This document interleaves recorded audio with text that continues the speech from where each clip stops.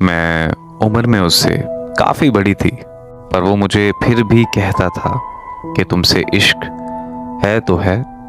मैंने उससे कहा भी था कि तुम्हारी फैमिली नहीं मानेगी, तो फिर उसने जवाब दिया कि मेरी फैमिली वो करती है जो मैं चाहता हूँ, तुम बस अपनी अम्मी को मनाने की कोशिश करो।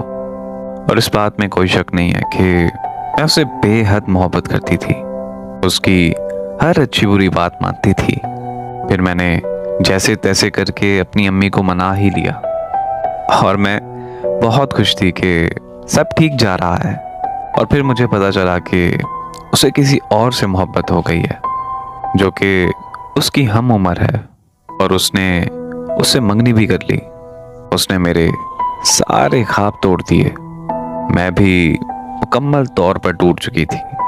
मैंने उसके आगे हाथ जोड़े, तरले किए, उसकी मिन्नतें की कि तुम ये मंगनी तोड़ दो, पर उसने एक ना सुनी और उसने मुझे हमेशा हमेशा के लिए छोड़ दिया।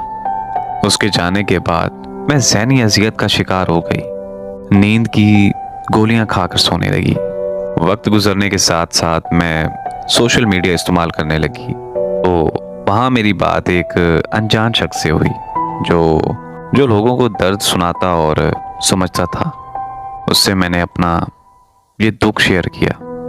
बस उसने मुझे एक बात बोली कि कुरान पाक पढ़ा करो तर्जुमे के साथ। और मैंने कुरान को तर्जुमे के साथ पढ़ना शुरू कर दिया। मेरी सोच बदलने लगी, मुझे इश्क हकीकी होने लगा, मुझे खुदा से मोहब्बत हो गई।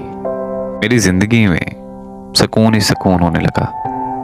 मेरी शादी हो गई और अल्लाह पाक के फजलो करम से मेरी एक बेटी भी है, और मैंने अपनी पसंद की शादी की है, पर इस दफ़ा खुदा के बताए हुए रास्ते पर चली।